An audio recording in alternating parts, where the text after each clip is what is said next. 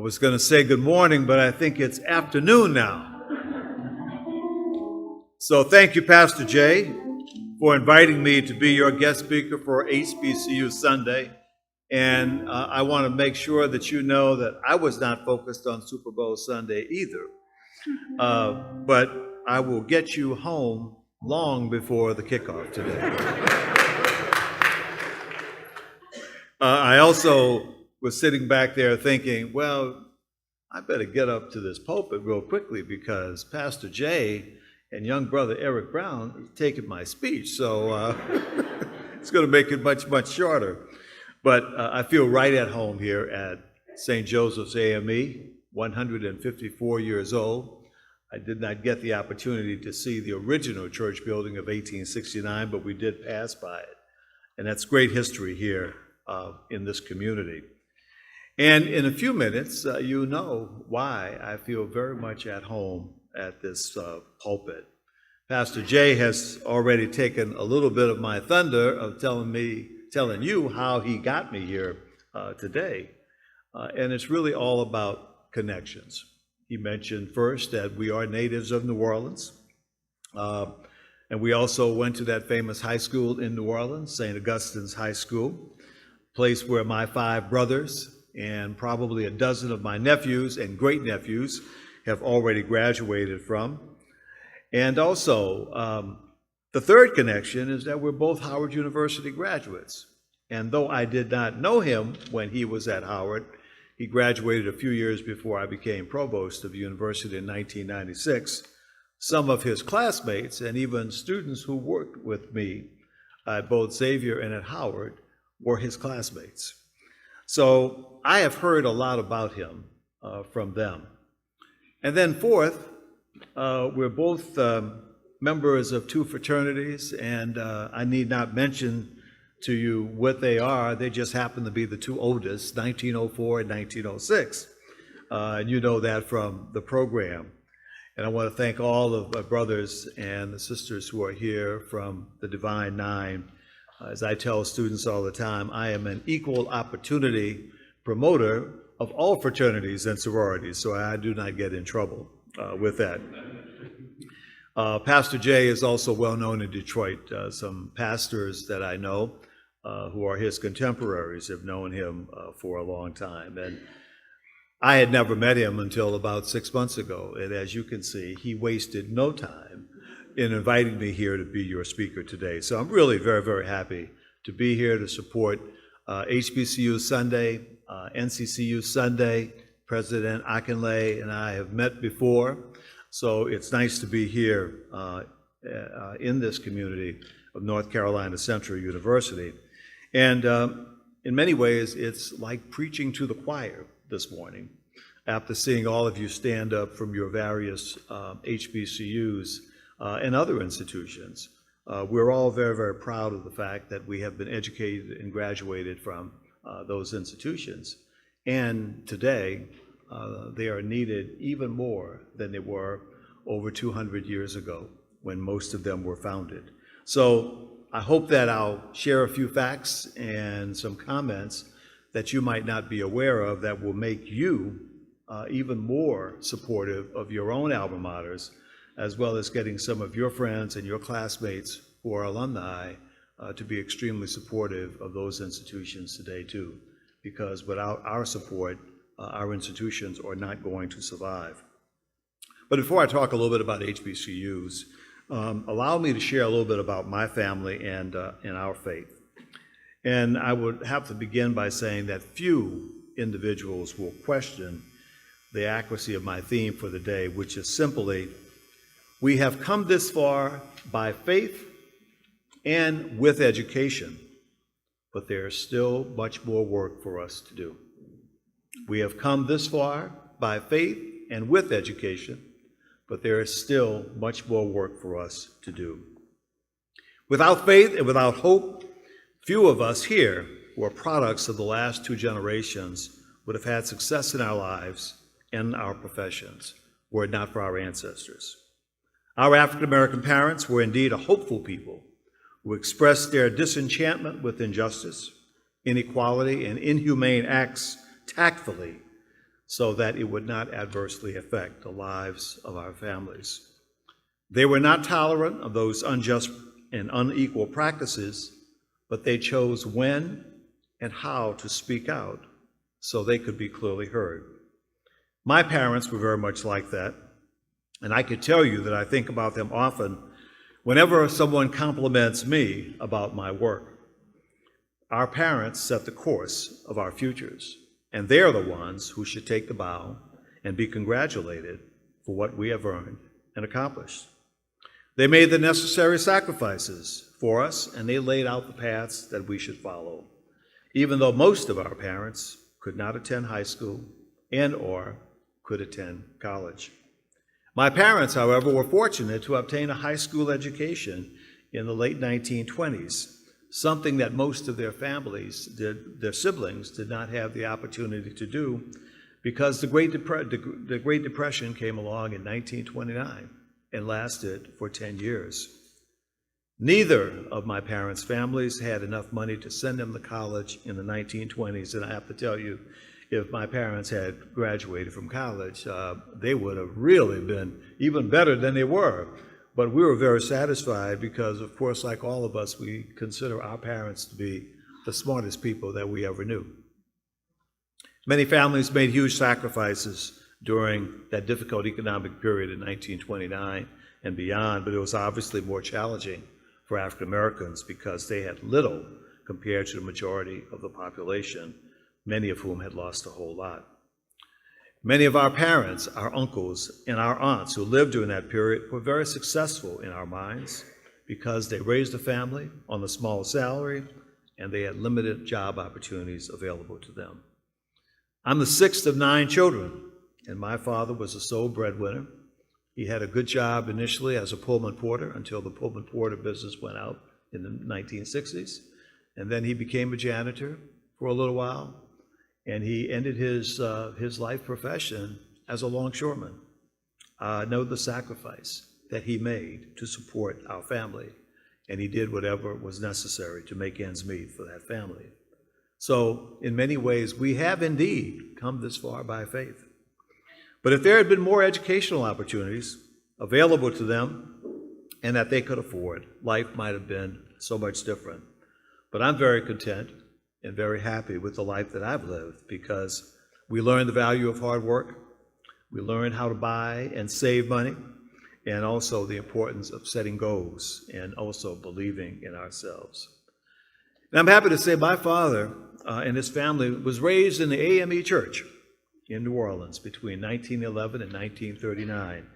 St. Paul's AME, I told Pastor Jay something last night that he didn't know. He was the pastor before he came here, then St. James, of St. Paul's AME 100 years ago, and which is just another one of those connections. You keep talking long enough, you're going to find out that you might even be related to somebody.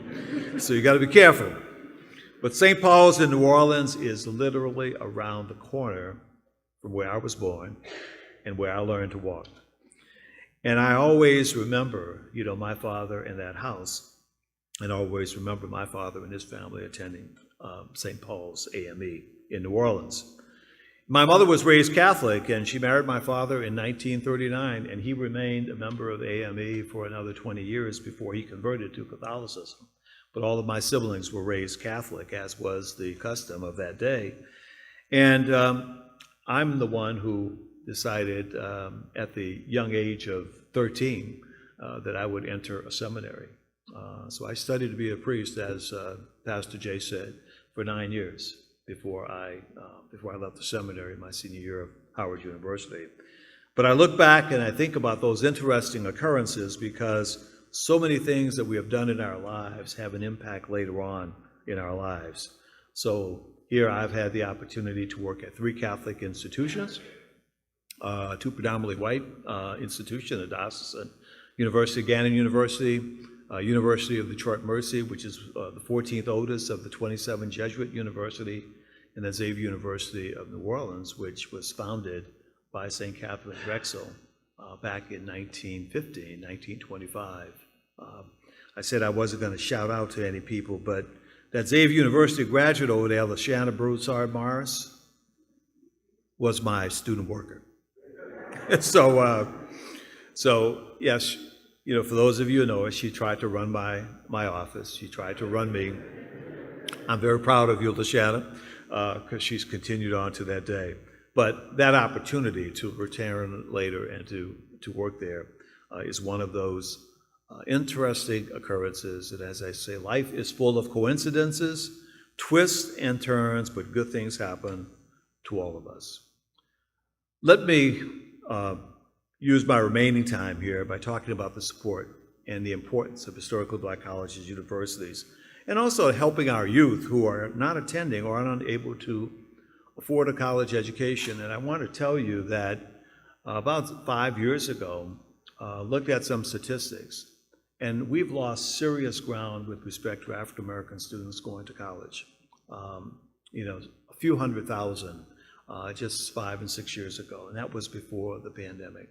So we have a lot of work to do with respect to getting some of those young people a college education, or certainly a post-secondary education of some sort, so that they will be gainfully employed and also able to raise their families.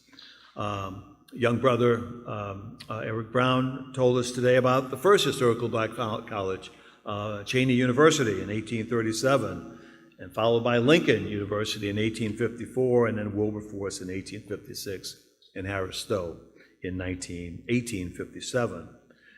And whenever I cite those statistics, I always remind everyone that we did not have the opportunity to attend a public or private institution in the first half of the 1800s, and the founding of those institutions were extremely important. North Carolina Central University, as Brother Brown said, is one of those landmark institutions here in this state, started in 1909 with the Chautauqua Institution. Where I was at Gannon University, the Chautauqua Institution was about 45 minutes away from me. And I know a lot about that history in connection with North Carolina Central. I did not know, but the first school was called the National Religious Training School in Chautauqua for the colored race. National Religious Training School at Chautauqua for the colored race. And then it became known as Durham State Normal School for Negroes in 1923, and then North Carolina College for Negroes after that. So like many institutions that are HBCUs, it has evolved not just in name, but also in scope, and thank God it exists today. Dr. Gerald Briggs, who's the president of Mississippi Valley State University, and is also one of my former Xavier University students, we've just co-authored a chapter titled Historically Black Colleges and Universities, National Treasures in an Age of Diversity. And that will be published in a forthcoming book by the Fielding University Press called Higher Education in a Changing World. And the lead author of that is my former Howard University colleague, Dr. Orlando Taylor. Dr. Briggs is one of those individuals who has worked at most HBCUs. And when we began to develop our chapter, we wanted to emphasize the fact that HBCUs were still very much needed, and also wanted to highlight the fact that despite the fact that there are 5,000 colleges and universities, HBCUs represent about 3% of them. And at the same time that I was teaching Dr. Briggs at Xavier in 1984, I just published a book at that same time called Black Colleges and Universities, Challenges for the Future. And interestingly enough, that book addressed the need for historically Black colleges at a time when many individuals thought that there would not be a need for HBCUs maybe 10, 20, 30 years later, because schools were now segregated. Well, 39 years after that book, there's no question that HBCUs are still needed today, and that's why your support here today is so important. The more than 100 HBCUs that are here today are in 20 states and the District of Columbia, and also the U.S. Virgin Islands. And there are 52 public institutions and 50 private HBCUs. They enroll almost 300,000 students today, which represents only about 9% of all African American students who are in college. Only 9%. When I was doing the book on HBCUs back in 1984, HBCUs the number of students represented twice that number. It was 18%. And so while that enrollment back then, between 1976 and 2020, actually only increased by about 11%. It was actually a decline. So all of us who are graduates of HBCUs in the early 70s, that was really the peak moment for HBCUs. And there is a great deal much more work to do. But the total number of black students who were enrolled in all degree granting post-secondary educational institutions actually more than doubled during that period of time. So as a result, the percentage of black students attending HBCUs declined from 18% in 1976 to 8% in 2014, and then increased to 9% in 2020, and which is almost half of the 20% that I quoted back in 1984. And I just happened to have somewhat as a prop, back in November, I know President Akinley and Provost Jackson are very familiar with this. There was a Chronicle of Higher Education article back in November that said, "Good news for HBCUs." Well, we began to receive lots of positive attention, not just because of the number of students who are graduating, but people have recognized that HBCUs, and even during the pandemic, are an extremely important part of our fabric in this country, and there's a great deal need for them today. And lots of other corporations and individuals like Mackenzie Scott have made some generous donations to our HBCUs. But, despite the 9% of all black students who are in higher education today, we're actually much more diverse than predominantly white institutions. In 2016, for example, almost 3/4 of undergraduates enrolled at HBCUs were African American students. But HBCUs also enrolled 11% white students, 5% of Hispanic or Latino students, and the remaining 11 were from other races or also international students as well. So there's a great deal of service that HBCUs continue to provide today.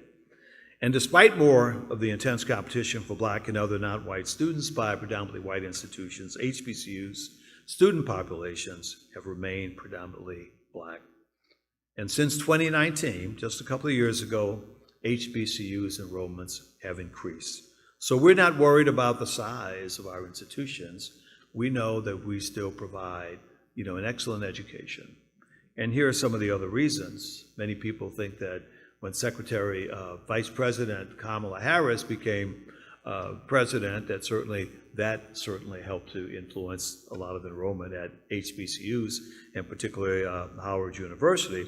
But there are lots of other celebrity alumni who are getting out there and also proudly talking about their graduation and their attendance at HBCUs, which really helps in a very, very large way, the numbers of students who have attended and continue to attend.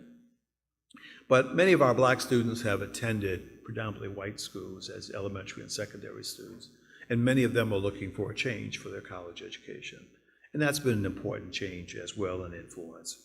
But I always emphasize the fact that HBCUs are much more diverse than a lot of other institutions, and we can go back to our early founding days of many of our institutions. The pandemic, as I said, has had a serious impact on college enrollments, and in the fall of 2021, the National Research Clearinghouse reported that fall enrollment declined nationally by 2.7%. That's almost 500,000 students. And when you add that to the previous year's enrollment when the pandemic started, that number totals more than 1 million students. Many of our African American students were caught up in that because they could not afford an education. They did not have a great senior year of high school, did not have the resources or the benefits of a counselor who could help them to still matriculate and pursue college. And so there was a lot of work that we still have to do, because the last 2.5 years have really been hard on many of our young people. And we have to continue to make sure that they're going to have the same kinds of opportunities that we've had. So here are a few interesting facts that I'm going to conclude with that you may not be aware of, but I want you to be able to recite some of these to your friends who ask you that question next time about, what do HBCUs do for the country? So as I said, they represent about 3% of all institutions of higher education out of about 5,000, but they admit approximately 16% of all African American students, 30% of whom will pursue graduate degrees. 30% of HBCU graduates pursue graduate degrees, and I'm citing from quotes that I will not refer you to here, but these are actual figures. 26% of the Black recipients of doctoral degrees in science and engineering between 2002 and 2011, 26% were alumni of HBCUs, almost 2,500 students out of a little bit more than 9,000 students. Even more compelling, in the same 2012 National Science Foundation report, is the fact that the first 11 of NSF's top 50 undergrad sources of Black science and engineering doctorates were HBCUs. And here they are, and I'm going to do this because I think everybody is in the house here today. Howard, Spelman, Florida A&M, Hampton, Xavier University of Louisiana, Morehouse, Morgan State, North Carolina A&T, Southern, Tuskegee, and Jackson State. 10 more HBCUs on this list of 50 overall were Tennessee State, Alabama A&M, Clark Atlanta, Prairie View, Tougaloo, Norfolk State, North Carolina Central, Grambling State, Dillard, and Fisk. These are the top undergraduate producers of African Americans who go on to get a doctorate in science and engineering. Does anybody question whether or not there's a need for HBCUs today? Absolutely not.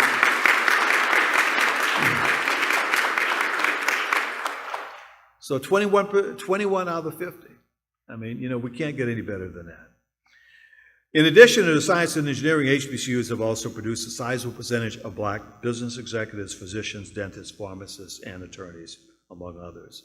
And additionally, HBCUs have produced 50% of Black teachers and doctors and 80% of Black judges. They continue to hold a unique position in higher education primarily because of their historical contributions to society and through the professional accomplishments of their alumni. And HBCUs have always had their focus on providing education to groups of students who cannot afford higher education at other campuses. So it's not surprising that the top 5 institutions with the most students awarded Pell Grants in 2018 and 19 were HBCUs. The top 5 institutions that had the largest numbers of students with Pell. And those student percentages were between 75% and 80% of their total enrollment. Having worked at HBCU too, at Xavier and at Howard, I can tell you that many of the students who are so successful today are students who did not have the money to go to college. But as we do at all of our HBCUs, says, you come, we'll find the money. We'll find a way, and that's what's happened to so many of these students. And another statistic, the most recent data from the National Center for Science and Engineering Statistics survey of earned doctors confirmed that the number of Hispanic or Latino doctorate recipients increased from almost 1,800 to 2,900 over the past 10 years. And so the proportion of the doctorates that are earned by these larger groups has become smaller for African American students. But the doctorate recipients of African American students has only increased slightly from about 1,900 to about 2,500 in 2020. So we have more work to do to make sure not just that the students get to the first undergraduate education, but also that they receive a post-secondary degree in graduate and professional schools too. And then lastly, there's recent research on social mobility that included almost 1,300 public and private four-year institutions. And once again, 50 of which were HBCUs. And these institutions demonstrated that HBCUs outperformed all categories of post-secondary institutions and have an average mobility rate of 34% compared with a nationwide rate of 15.8%. And broken down in more common vernacular, HBCUs move their students from the bottom, 40% in household income, to the top, 60%, which is very compelling considering that 40% of those students were the first in their families to attend college, and as many as 70% of ththose students received Pell Grants. So, as I said at the beginning, this is really like preaching to the choir, but these more recent statistics are even more compelling than what we knew 25, 30 years ago. And it's great that we can provide that information to others who question whether or not we need them. So as I wrap up, as I said earlier, there's really no question that HBCUs are needed in the 21st century, but there is more that we can do to help the hundreds of thousands of African American youth who are not attending college today. And it's a reality that 90% of our African American students are at predominantly white institutions, so we have to make sure that we support them as well, because that's where the lion's share of our population is. And because a significant number of our African American students are at two-year college, a very, very large number, I would say, we have to develop more partnerships with our HBCUs and also community colleges to make sure that these young people who come for a two-year education and do so well after receiving an associate's degree, that they have the opportunity to receive a bachelor's degree here.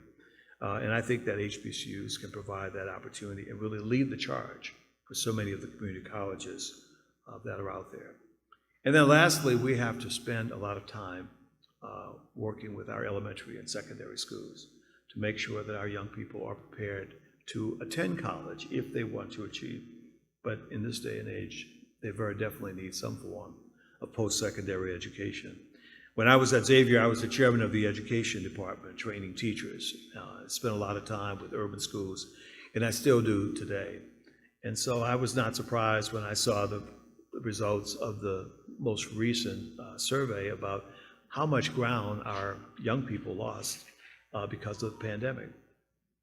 They estimate that they lost about a year of education.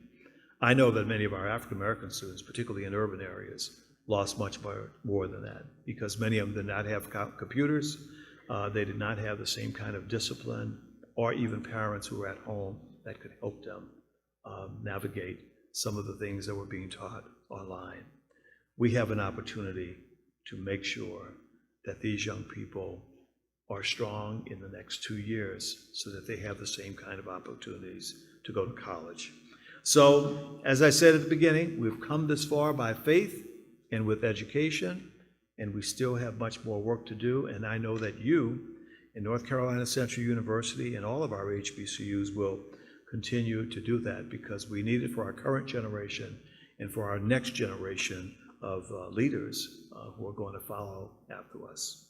So God bless you, and thank you for the opportunity to be your speaker this morning.